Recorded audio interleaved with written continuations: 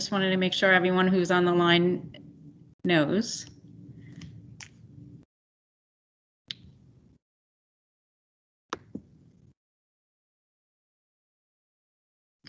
And I see our numbers are going up. We're at about 28 people and it's just 6 o'clock now. So maybe if I can just start with a little housekeeping. It looks like everyone really has the hang of this virtual meetings by now, because it looks like everyone's on mute. So I'm going to ask if you called in or if you're on your computer, whichever way, if you wouldn't mind remaining on mute. It's not that I don't want to hear from you. It just blocks out the voice of the speaker. So we will have some opportunity towards the end of the meeting and try and open up people's mics, make sure that we answer all of your questions. And just as we're getting started, I just want to introduce, we have Carrie Kelleher-Walsh is on the line. She has been a fantastic partner to me as I get started in the district. I guess I should start with that, right? I'm Susan Sabin. I'm the Director of Special Services, so I haven't had the opportunity to meet most of you yet. We have Dr. Balekis on the line as well, if you want to say hi. And he's available to answer any questions that fall outside of the parameters of special education. Okay. So we'll give it a few minutes for people to start.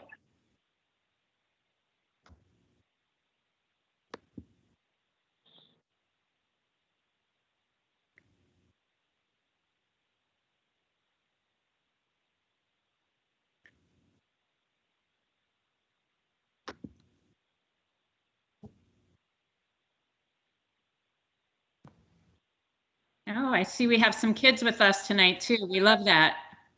Hi, everyone. Hi. Hello. Hello. Hi, we're on the line. We're just giving everyone a few minutes to get into the call. Okay, I thought I could do it through my Microsoft account at BOCES, but I'm having problems, so I'm on my phone. Okay, I just had actually made an announcement. I'm not sure who this is speaking. Jennifer. Oh, hi. Oh. Okay, and a special thank you to our SEPTA board for helping us to set up this meeting tonight. Thank you very much for everyone who helped out. Made sure they got the word out to as many people as possible. And we're just going to ask if everyone, you know, whether you're on a phone or on the computer, if you wouldn't mind muting, just so it doesn't interfere with the sound quality during the meeting.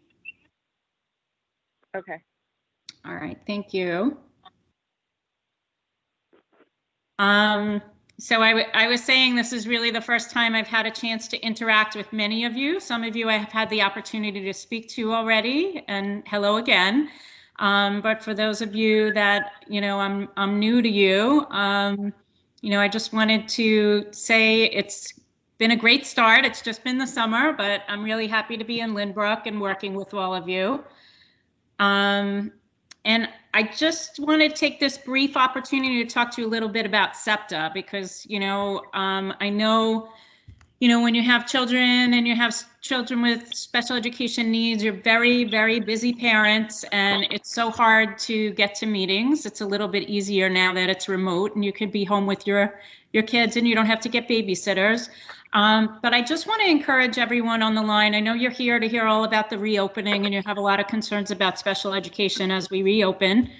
But to keep SEPTA in mind going forward, not just in this circumstance, but SEPTA is such a great opportunity for us to work together as partners in your children's education. And so I'd like to invite all of you to please become members of SEPTA and to come to SEPTA meetings, to really be active participants. So again, you know, taking this opportunity while I have the good audience and you're all interested in hearing about the reopening plans, to ask you to please consider becoming part of the SEPTA group. I welcome your feedback on how we can work together to make, you know, SEPTA a strong group that can be working towards supporting the needs of special education students in the district. So again, while I have a little bit of a wider audience, excuse me, I just wanted to take a minute to talk to you about that. I understand, that you all have a lot of questions and concerns about special education. I'm going to do my best to answer all of your questions.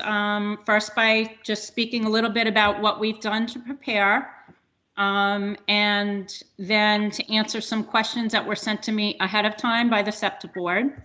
And then in the end, certainly if there's time, we'll try and open up the mic, answer any questions that any of you have.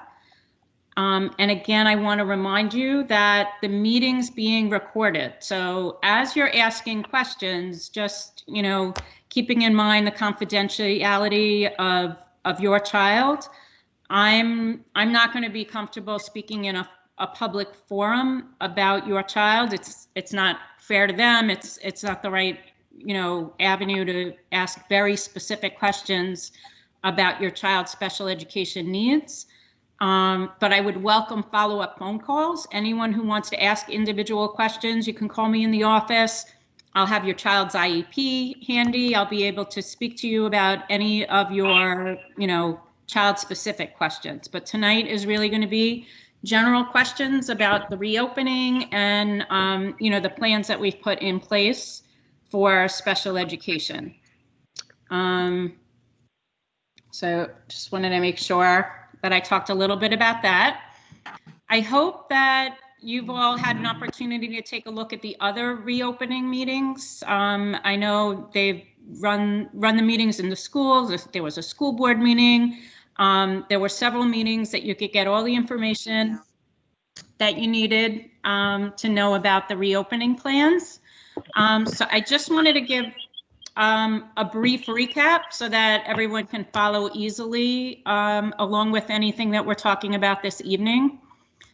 Elementary students had an option of choosing from the green model, which is in-person learning. And Dr. Balekas, jump in if I make any errors here, but I took it off the website. And then also the green model, which is remote learning. So those are the two choices that are available to elementary students. And then secondary students could choose between the green model, which is the remote model, or the blue model, which is a hybrid experience, where students would attend every other day, and every other day they would participate in remote instruction. So many parents have contacted me about, their secondary students and not being able to attend in person every day. And we realize that all special education students have, needs that are beyond, a typical student. And as parents, you want your child to go to school every day if you've opted for them to go in person. And that you'd really like to see that happen. So I know there's been a lot of discussion about that, and I just want to make sure that we're very clear. Yes, that is an option for students where it's appropriate. So that's where when students are in a small special class and they require a small group because of their special education needs, we have the opportunity to have them in every day because the numbers will be small enough to allow for social distancing. There will only be a smaller number of students in the class, even with all of them in attendance. So that's something that we're able to do for all of our students whose IEP says that they require a small special class. So that's pretty clear for elementary students, where students are either in a smaller class or a larger class. But then it gets a little more complicated for our secondary students. And so I wanted to just explain to you for secondary students that require a small special class for at least half of their major subjects. So at least 2 classes a day. I have made an effort to reach out to those parents and offer them the opportunity for their students to come in every day.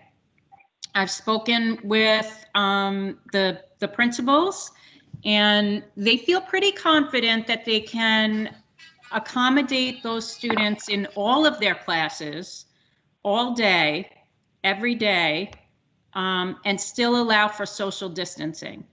However, we just got the numbers in on Friday and we don't have all of those details worked out. So, you know, I wish I could sit here and tell you I have all the answers right in this very moment, but we just got that information on Friday and they're working very hard on scheduling the students and making sure wherever it's possible and a parent wants their child who has small special class on their IEP to attend all of their classes every day. The principals are working right now hard on scheduling, and they're trying to get your kids into every one of their classes every single day.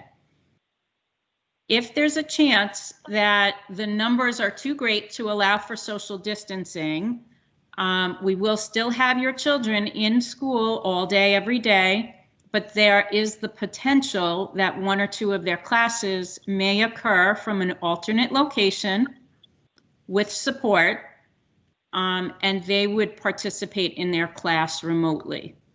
Okay, so I know that sounds confusing because I told you 3 different things, so I just want to be as clear as possible. Students who have a small class on their IEP for at least 2 of their main courses, I have tried to reach out to those parents and contact them to offer them the opportunity for their child to attend in person, and they would be able to remain in person every single day for all of their classes. Some of those classes, if we can't maintain the social distancing and the low numbers in the classes, they would be supported from somewhere else in the building to participate remotely. If you are a parent who's on the phone right now saying, wait a minute, I think this applies to my child and I did not have anyone reach out to me, that's okay. That is possible that that happened. And I would just ask you to reach out to me in the office tomorrow. We'll review your child's IEP. We'll make sure that this is a student who is eligible to attend daily.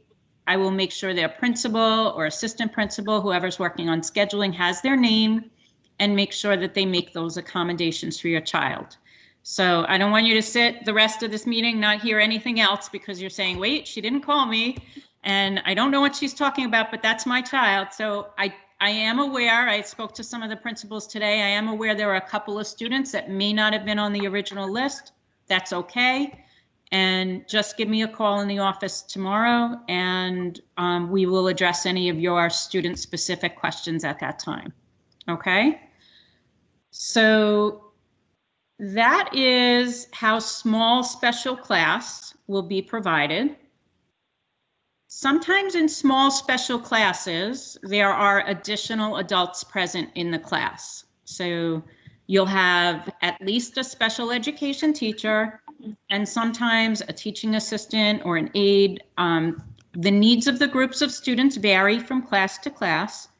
But we do realize there'll be additional adults more frequently in those classes.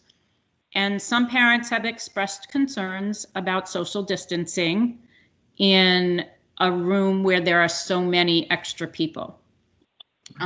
So I just want to assure you all of this has been taken into consideration.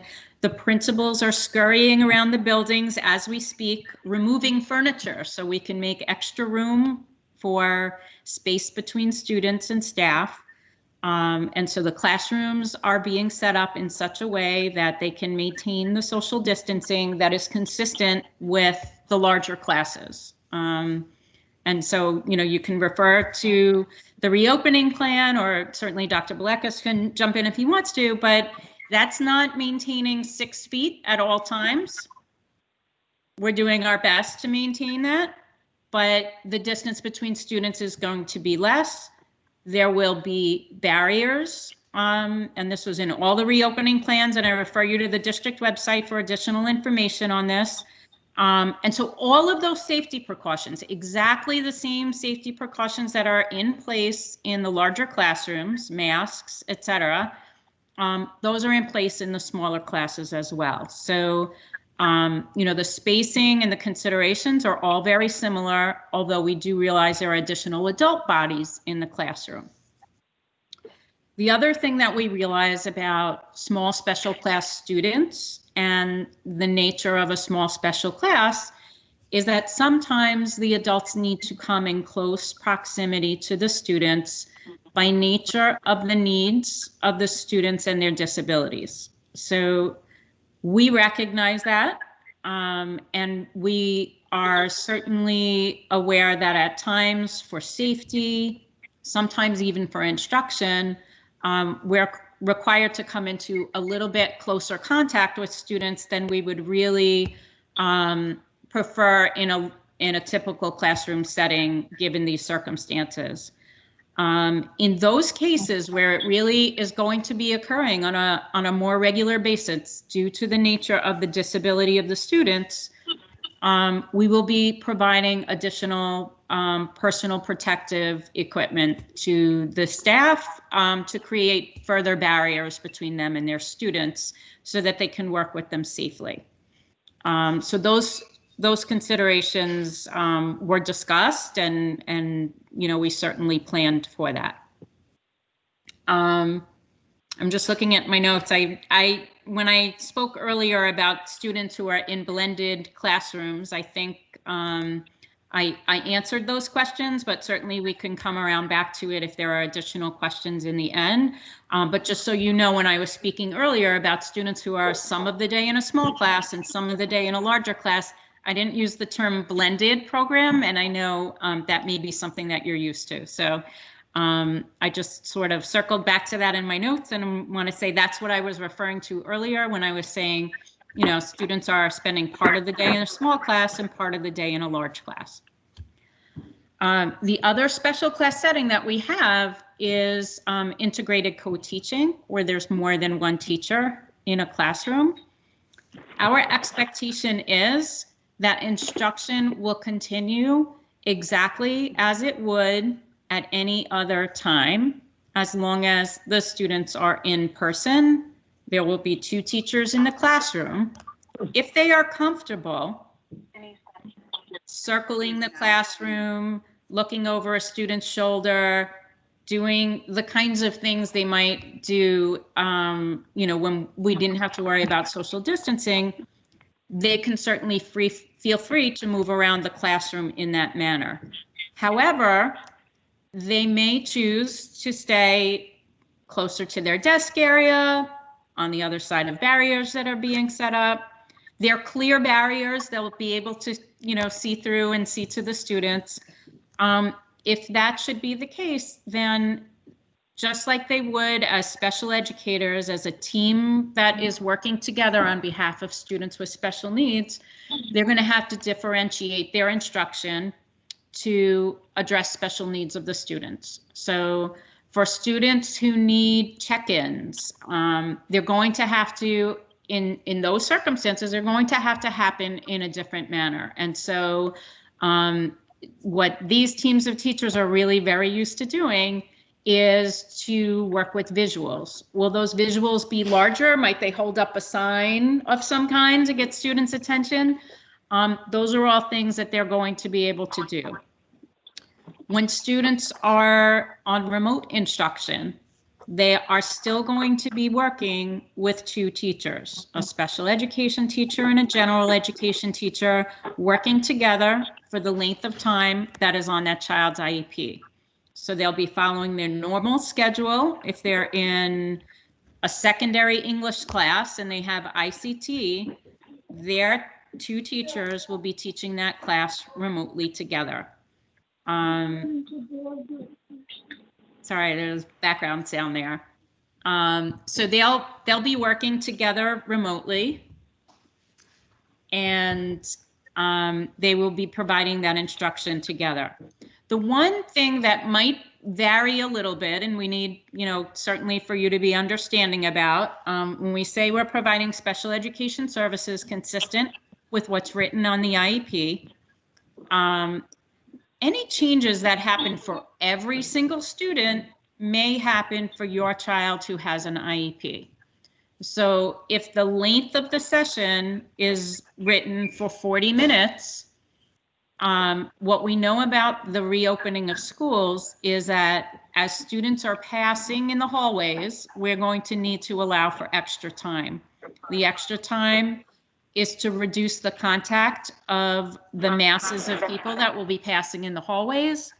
It will be allowing for mask breaks, maybe for students to step outside and get a breath of fresh air. And so the length of time for passing for all students is going to increase, which will take a couple of minutes off of each of their classes. So understand that if their co-teacher, their co-teaching classes written for a certain number of minutes, it's for the number of minutes that that class is in session, and that may vary a little bit as we're returning to school. So that should be the only change of instruction. It might feel a little bit different to students who are participating remotely because they're not passing in their hallway, they're not taking a mask break, but they may want to go and get a snack or you know, bathroom break, whatever they need to do to take a break in between classes as well. So we just want to make sure that you understand, if you're a parent on you know, on the home side and you're watching your child and you don't understand why they have a little bit longer of a break, it's because all of the students who are present in school need that extra time to pass and to get mask breaks. So that is one slight change that you might feel, but it's, again, it's for all students. I've had a lot of questions about how aides will provide support to students. I addressed it a little bit when I talked about a small special class, but what we know is sometimes students might have an aide on their IEP. You know, it's for a variety of reasons. What the federal law and the state education department guides us in understanding is that the reason for an aide is to maintain health and safety. And so certainly in circumstances where we have students who really need someone to come in close physical contact with them in order to keep them safe, in order to keep them present in their classroom, then, you know, that aide may be one of the ones I was speaking about earlier, who may need to come in very close contact to those students. It's something that we know that we need to do to keep students safe. And we'll make sure that there are additional layers of personal protective gear to protect both the students and the staff in those circumstances. I've had questions from parents. If my child participates in remote instruction, can the aide come to my house and work with my child in remote instruction? And I'm going to say that that's not appropriate. If a student is at home because they can't come into contact in a public school environment, for whether it's for their health reason or the health reason of someone else in their home, we're not going to be sending someone to have contact with them in their home. So, you know, just to answer that question very clearly, it's one of the questions that was sent to me. The question about how an aide can be used in remote instruction, that might be one of those individual conversations that I would be open to having a conversation with parents and with staff about how aides can be used to support students in remote instruction. But it will be from the other side of the computer, as you and I are right now. So I just wanted to be clear as far as the aides.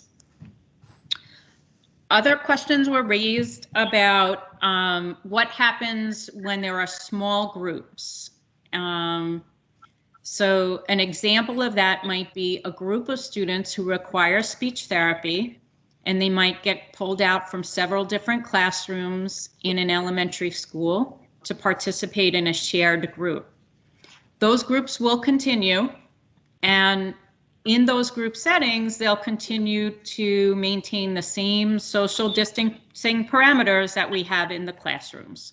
So we'll make sure that students are not seated directly next to each other, that there are barriers present, and in this case, a speech therapist, but it could be occupational therapist, physical therapist, This applies also to non-special education services that are small groups, like reading instruction, what we know as response to intervention groups. If that should be the case, if your child was scheduled to have these services, then again, we'll take into consideration the same safety precautions that we're taking in the classroom. But yes, they may need to mix with students from another classroom during that session. So I just wanted to be as clear as possible on that. And I'm just looking at the other questions that were sent to me, and I certainly welcome Ms. Kelleher-Walsh if you think that I missed something that we want to, I know transportation, special education transportation. I would refer you to the district reopening plan. Did they say what they're going to do there for ICT? I'm sorry, someone has their mic open. We can hear your conversation. Okay, so I would refer you to the district's reopening plan for specifics on transportation, but they will continue to maintain social distancing on the bus. It means students are wearing masks. They're entering and exiting the bus in a systematic manner to decrease contact. So, kids are seated first at the back of the bus and then moving up towards the front of the bus, and then they're leaving the bus in the same manner, leaving from the front and emptying the bus in that manner. So students aren't passing each other in the aisle on the hallway, on the aisle of the bus, I'm sorry. Modifications will be made to seating to decrease the number of riders. And the plan states that additional buses could potentially be added to the route if that should become necessary.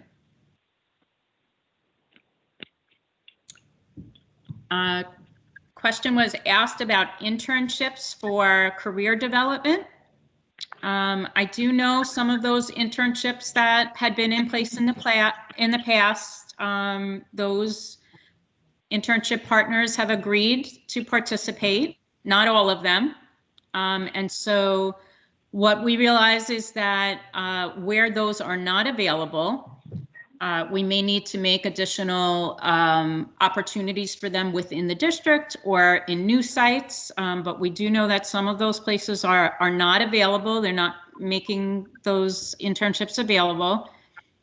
But when they are participating in internships, and again, this is just like if you go to the supermarket and you're not doing an internship there, you need to wear a mask, you need to maintain safe social distancing. There are markers on the ground reminding people of that. And so that will be the case whenever students are participating in an internship. It's an extension of the school in the same manner that a school bus is. They're really expected to maintain those same safety precautions.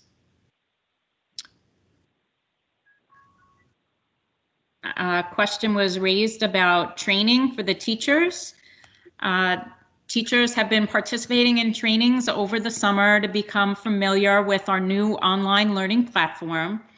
I want to assure you that special education concerns, as well as E&L concerns, were taken into consideration when choosing a management system. And there are many tools that are available embedded in the program that can be very helpful to special education students.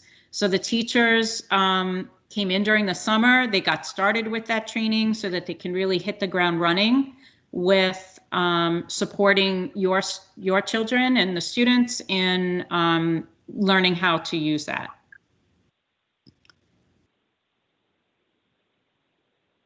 There was a question about accommodations, such as when a child needs to sit closer to the teacher. All of those accommodations will still be respected. So if your child needs to sit closest to the teacher, then whatever those first rows or those first seats are, that's how that accommodation will be made. There'll still be a barrier in between them. It may be more of a distance than it might have been in the past, but those accommodations will be taken into consideration when they're setting up the classrooms and assigning seating.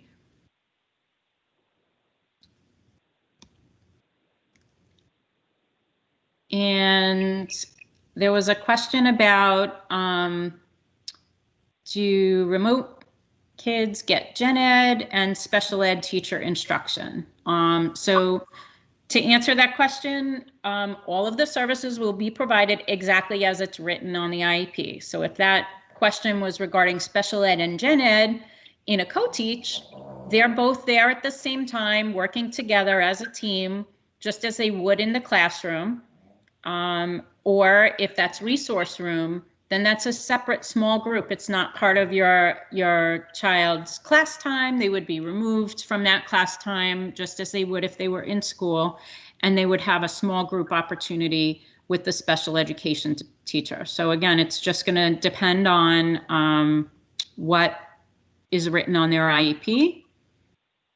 There was a question about labs and what that would look like in regards to a special education teacher. And again, special education teacher is going to follow that IEP mandate. So if that science class is written as a co-teach, then the special ed teacher and general education teacher are going to be working collaboratively to teach those science lab classes. Labs are going to look a lot different. Students aren't going to be able to interact and work in groups. What I've been told is that, maybe 1 or 2 students are going to conduct the lab, and the rest of the class is going to use the data from the lab in order to write up their lab report. So, but as far as the special education support that's provided, that'll be the same as whatever has been written on the IEP. I think I answered all of the questions that were sent to me ahead of time. Again, I'm gonna open up Miss Kelly Harwalsh. Have I missed anything that you can think of that you know as a question? To make sure, okay, just in keeping with the lab conversation, Mrs. Saban, Yep. you made reference to the science lab, but we know at the secondary level, our ICT classes has that learning lab component. So because that is part of our ICT model, our students will still have that designated time with the special education teacher. Thanks for clarifying. I was hearing lab, conducting a lab.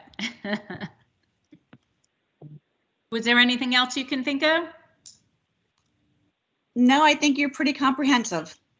Okay, and I'm just going to open to the SEPTA board first, just because I know that you were used as contact for parents to reach out to and send questions ahead of time. So if there is anyone on the SEPTA board that has taken on that role, if there are additional questions you got late or you weren't able to send to me ahead of time, or if you think that I might have missed anything or need clarification. Yes, this is Jennifer, SEPTA president. First of all, I want to thank you because Mrs. Saban agreed to do this off work hours at my request so that everyone who needed to be here could be here. So we really do appreciate that. My question is about AIDS. So children who have AIDS are going to maintain their AIDS at a virtual distance or at a reason of what is deemed appropriate within the classroom. What I'm thinking though is, what if a child is assigned a one-on-one aide and decides to be remote until November 1st, and as of November 1st goes back? What happens with the aide? Does the child have the potential to lose the ability to have that aide because they're not going to be utilizing the aide from a distance? No, and that's that's why the planning ahead is so important. I'm sure as parents, and I know I heard a lot of the questions that came during the board meeting and at other points in time as well. You want to give something a try. You think you might change mid-semester. You're not really sure. I'm a parent myself. This is a hard decision to make. So I understand. But I think that's why the district had set the guidelines. So, you can make a decision for a marking period. And then when you change, and there'll be a deadline for submitting to us your response for the next semester, that will allow us time for planning. So if we needed to go out and hire an aide that wasn't previously working, that would allow us time to do it. But if a student has something on their IEP, they're entitled to it. That's why, it may seem, to some, only because I've had this conversation with some people, it may seem unreasonable that you can't change your mind back and forth, but there are so many things. If you could close your mic, whoever just came on, I think. A lot of reservations for the weekend.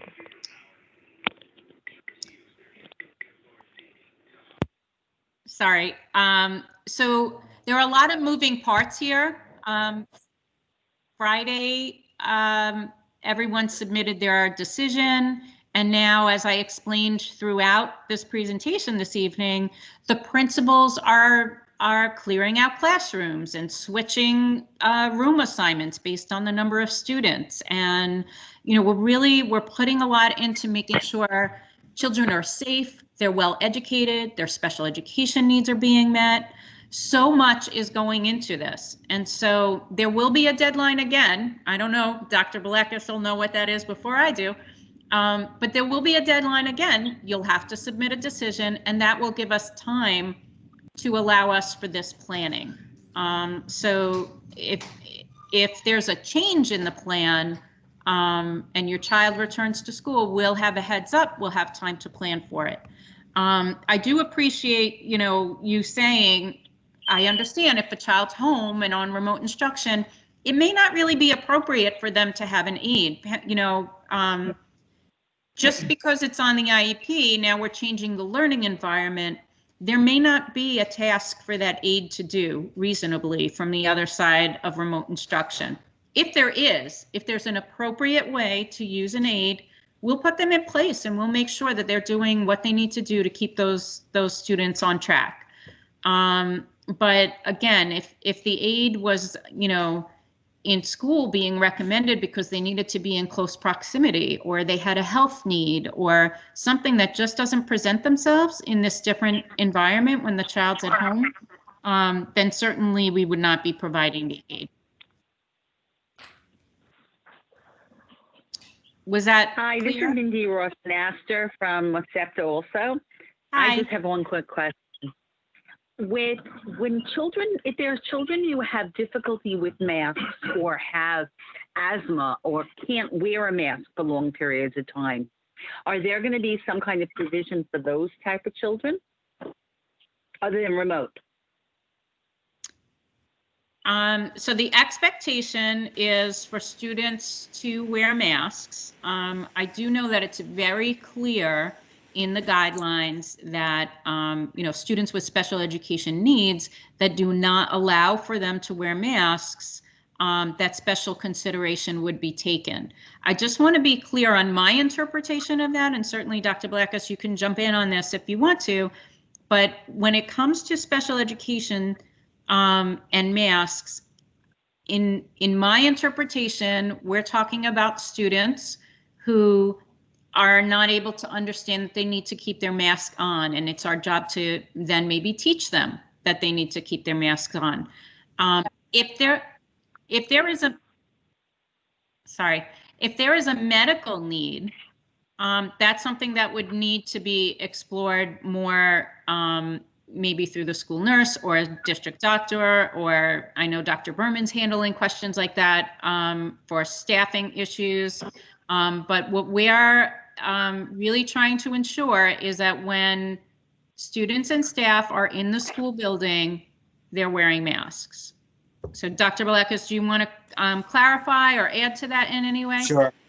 I know that, that question has come up a few times. I think that the important thing is if it's a medical condition, it would be very useful to us if we can get notes from specialists so we know exactly how the student needs to be accommodated. And as far as, special education students who may have a difficulty wearing the mask, I know that we're actually encouraging all students to start getting used to masks now.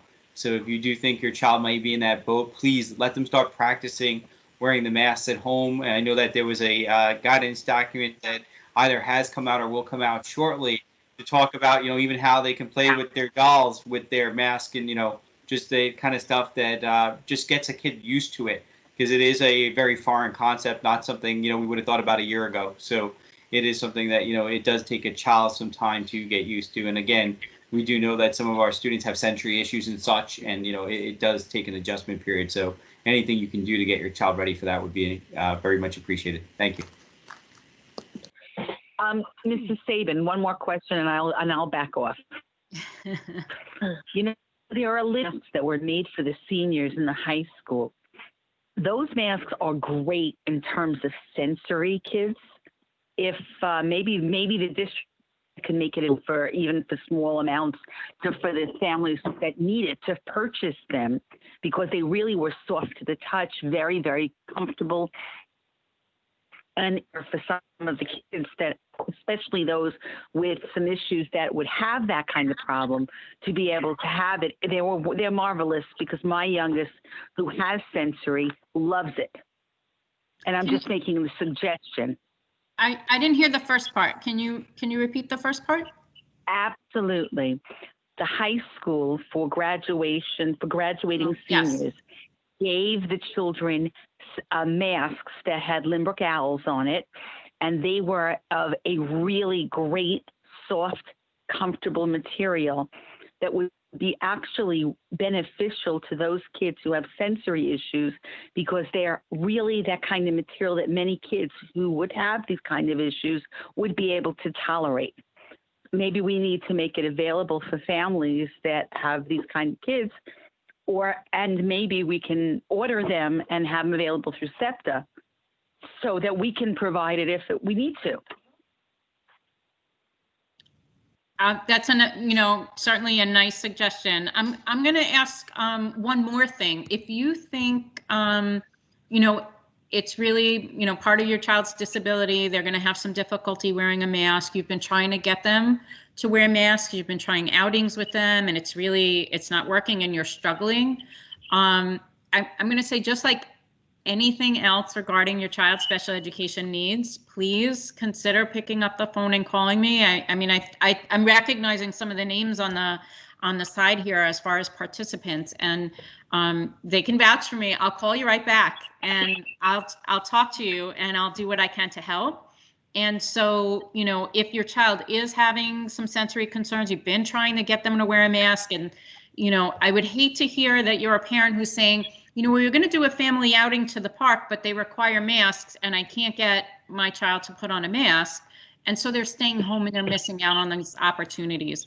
So those are the kinds of things that, we want to be able to partner with you and assist you and help you. And, certainly if I can't offer you the suggestion or the right answer, I'll reach out to some of our consultants and people that we work with and see if we can come up with some suggestions on how to really desensitize your child or get them to be more compliant about wearing a mask. So if there's somebody out there that's saying, we haven't been out of our house and it's not because we're quarantined, it's because we can't get them to put on a mask, please reach out to me, and we'll see what we can do to help you.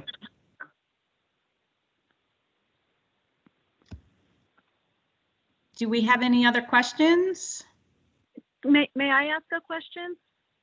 Sure. I can't see everyone, so can you tell me who's speaking? It's Denise Deputy, and I'm on my phone. So oh, okay. No picture. Hello, how are you? Has there been any discussion about bringing special education kids back to the buildings of the middle schools and high school full time, should things go really well by November 1st?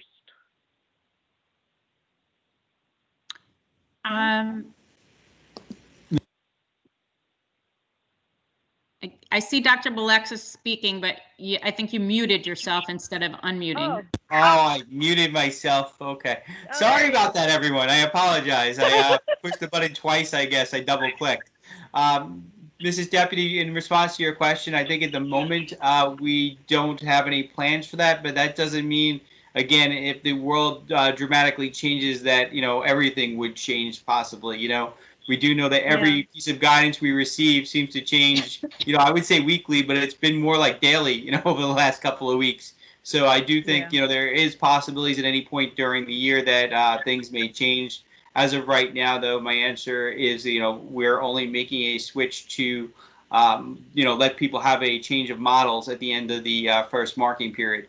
Again, the world may change. I did hopefully, when we put in the district plan and submitted that to the State Department and the governor, put in the full return as one of our models, hoping that, at some point in time that would come to fruition. But, realistically at this point, I'm not really sure when that would be able to happen.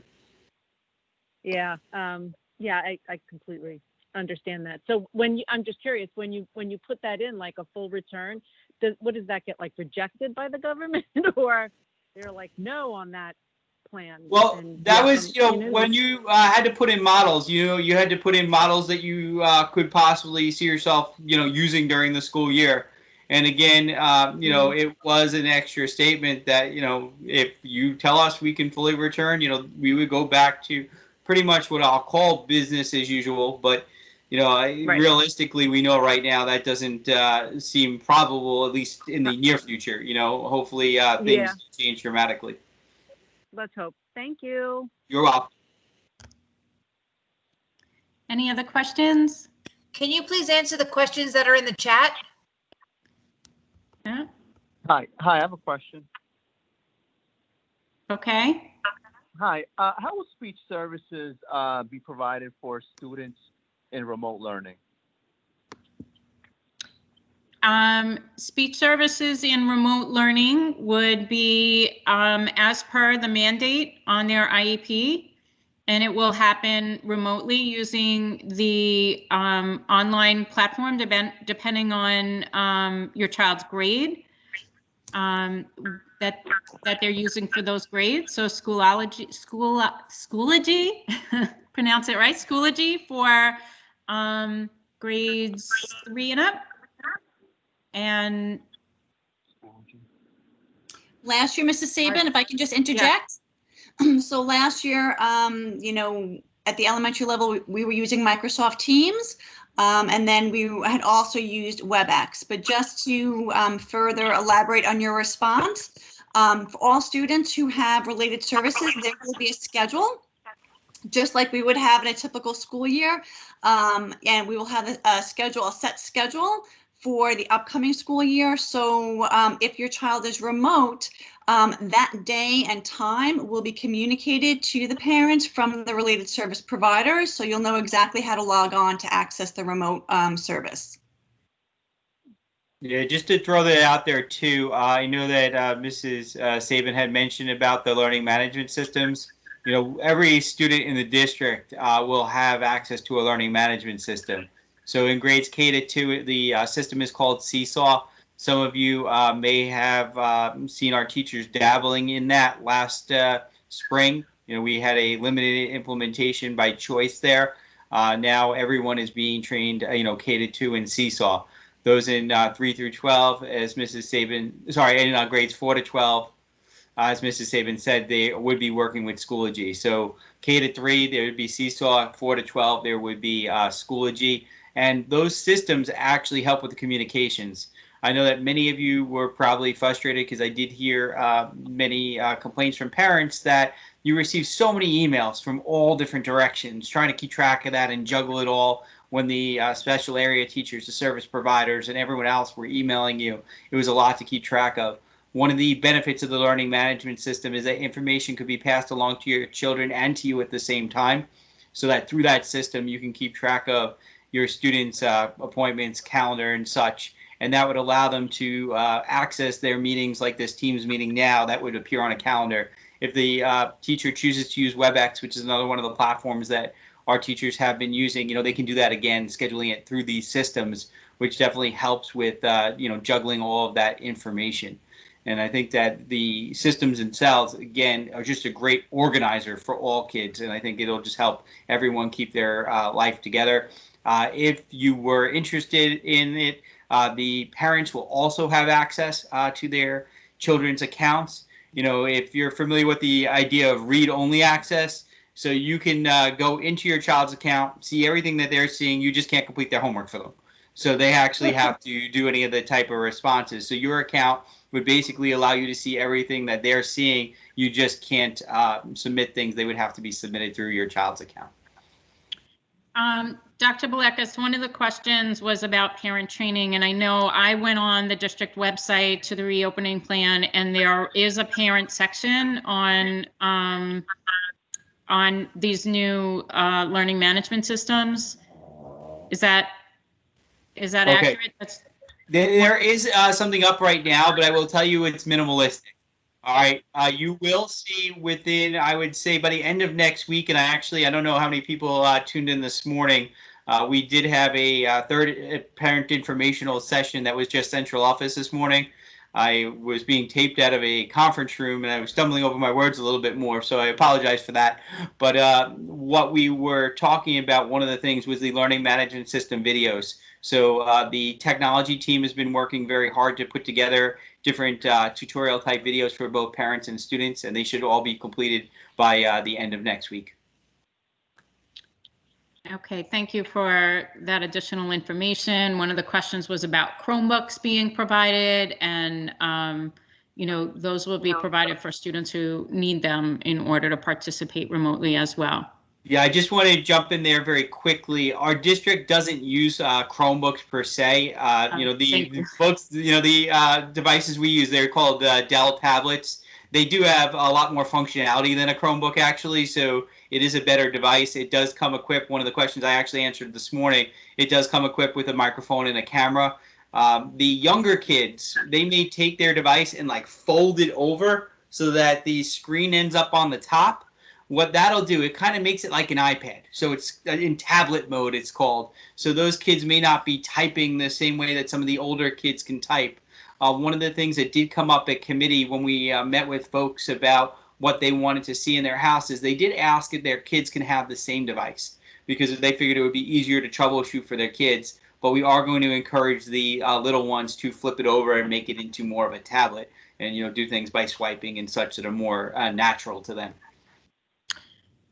To answer additional questions, if OT and PT will be done as a pullout and the student will miss class, that's certainly something when children receive related services, whether it's in remote instruction or at any other point in time, instruction continues for the rest of the class.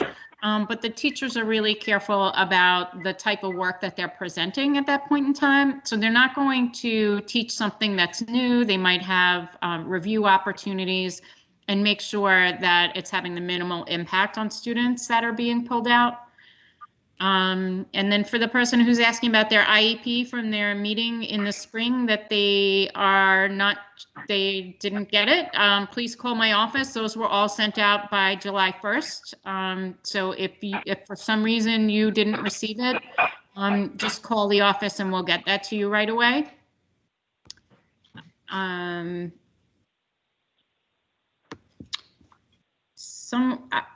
This was at 6:51. Yeah, that's pretty recent. Okay, I'm still asking for clarity. If a child is in secondary ICT blended program and is in person, would they be integrated into the classroom with their typical peers? At the Board of Ed meeting, Mr. Belekas said if there was no room in ICT, the children would Skype in from another room, and while the main part of the ICT is being taught. So I did address that at the beginning of the meeting, and I'll just reiterate or clarify, and certainly jump in if you have an additional question. But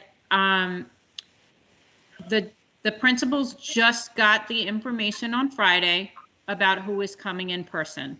They are right now working on the numbers. Safety is the #1 priority. So if the numbers of enrollment in that class increase to a point where the students cannot physically be in the classroom, then they will be supported in another location, maybe in the library, to participate remotely on the days that they were supposed to be remote students.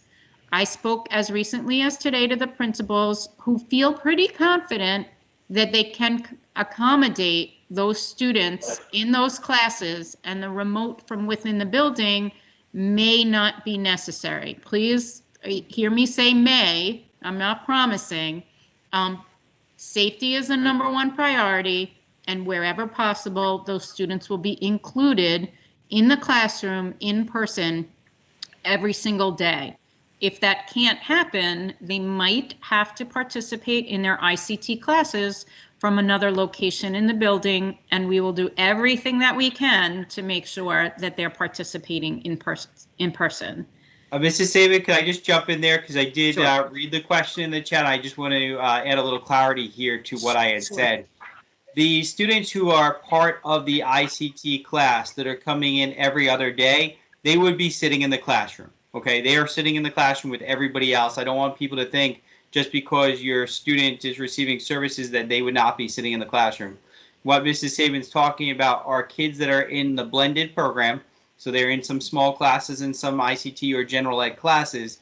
And they will be in the classroom every other day like everybody else. I don't want people to be under a misconception. The days that they would have been home, if we couldn't fit them, that's the only time we would be thinking about trying to remote them in from inside the classroom. It wouldn't be something that we would be doing every day with those students. And again, that's only if we cannot fit them in the room. And preliminary results seem like we should be able to fit them, but again, we didn't want to make promises without being able to go through the data and fully schedule the buildings. And to be very clear, because a question just came up in the chat, this is only for blended students. And so what a blended student is a student who has some small special classes on their IEP, as well as some integrated co-teaching classes. So that's a blended. Or for anyone who has all small special classes, those students can come to school every day if you're sending them in person. That does not mean all ICT students come in. No. That does not mean all ICT students come in every day. No, I know, but I saw something interesting online. No. Sorry, somebody's mic is open and we're hearing your conversation. Again, it does not mean all ICT kids come in person every day. That's not the case. If you're not sure if this applies to your child, please feel free to reach out to me. I will check on their IEP. I did reach out to many of the parents that this applies to, but it was brought to my attention today. There may be a couple of you that might not have gotten that message. So if you're not sure, feel free to give me a call. Mrs. Saban, I don't know if Jen said it, but I wanted to thank you, you and Mrs. Walsh, for being available for all of us. It's really a pleasure. This is Mindy. We really appreciate the time that you guys are giving for our parents. Well, and I don't know if you were on at the beginning of the call. I thank you, all of you, for assisting us in putting it together, making sure that we got the word out to as many people as possible. I know there were a lot of questions and concerns. This is a difficult time for so many people, and it's compounded for you because you're really concerned that your child's learning needs are unique. They're different. You want to make sure that all of their needs are being addressed. And I want to assure you that, we want to see the same thing happen. We want to work alongside you in making sure that your students get everything that they could possibly need. And for anyone who wasn't on the call in the beginning, if this is an exceptional time. We have almost 50 people on and off of this call throughout. SEPTA's always here, and it's a great resource. It's a way for us to collaborate together, to be partners in your child's education. Just like PTA, it's, parents, teachers, administrators, they're coming together we can learn together, we can work together, we can grow together. We want to see you return. There's going to be another SEPTA meeting. Someone from SEPTA jump in. It's September 16th. Am I making that up? No. Anyone have the date? It's a good time to throw it out there. Oh. They're looking it up. We're looking it up. It's actually at the high school. It's not listed as a SEPTA meeting. Do you see the calendar anywhere? No. I can't find my calendar. Okay, the first one actually is sort of a high school special education orientation. But take a look at the district calendar. There are SEPTA meetings almost every month. We're here to work together with you, and I would encourage all of you, if you're here at this meeting, SEPTA has a lot of resources that we can offer to you, and I'd love to see 50 people at every SEPTA meeting and encourage, staff to participate some more and for us to start to collaborate together and, maybe get some educational programs together that, can serve both our staff and our parents in supporting your kids, okay? Our kids. So, and please be aware that we really do want to hear from parents as to what they want to hear and what they want to learn about. We have tons of data and other things available. I have tremendous resources myself that I can bring to the table for everybody to be able to get what they want, who they want to hear, so we can do what's right for every single parent. So please reach out to Jennifer or to myself, and we're happy to help families. Hey, thanks, everybody. Thank you. Thank you. Have a good Okay. night, everyone. Thanks, thanks, everybody. everyone. Mr. Saban, Thank Dr. you. Novak, Thank Mr. you. Brown. I have one question to clarify about OT and related services like that. If for remote learning students, are they going to be getting those in a group setting like they would in person, or are they going to get them individual? And how long should those sessions be? Whatever is written on their IEP is what they're going to receive. So. Well, no, the question is, Sorry. if there's remote learning, are they going to get that? Are they going to have a group Yes. Speech session? Yes. Are they going to be individual speech sessions, and how long will the session be? No, if their IEP says it's a group, then they will get a group and they'll all log on together and participate in a group session. Non-chicken or chicken nugget. It's got to be thrown out. That was everything that's in there, Sausage, I said this one. it doesn't matter. Well, this is good. I like it. Okay, somebody's mic is open. So Thank you again. did we answer your question? Yes, thank you. Okay, good. Okay, thank you so much, everyone. Have a wonderful night.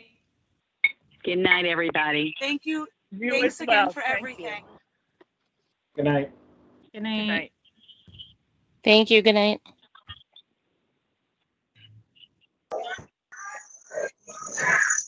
Thanks, Miss Sabin. Thank you. Have a good night. How do I get off here? Good night, everyone.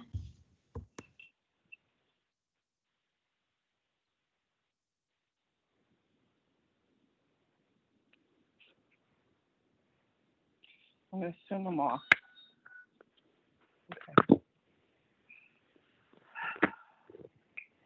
Okay, that was nice of her to do. I like this.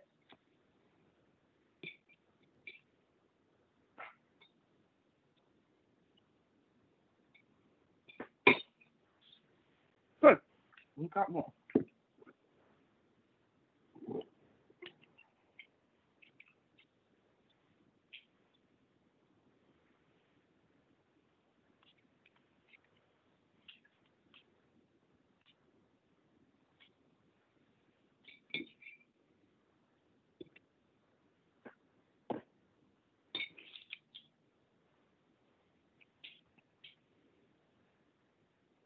Although since it's printed anyway, maybe we could have it with some more veggies.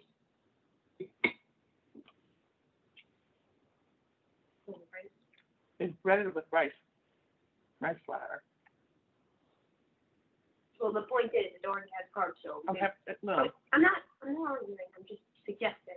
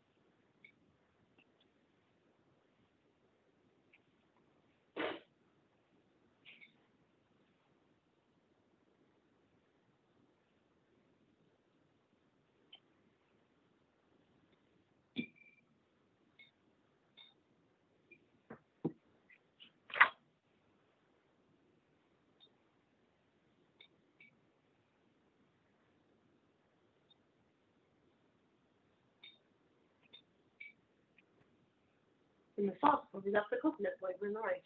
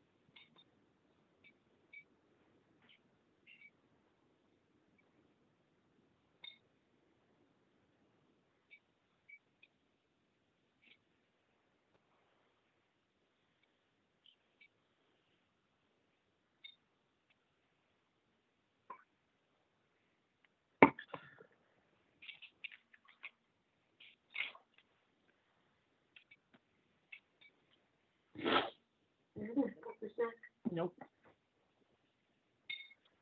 If you want it, you can share on the floor. If you want to.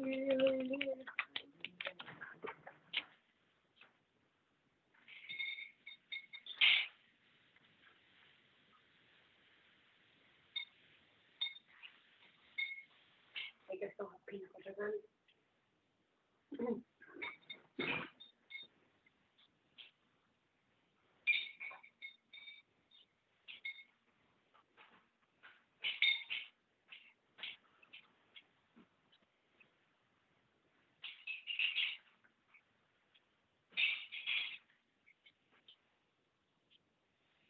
Sunday.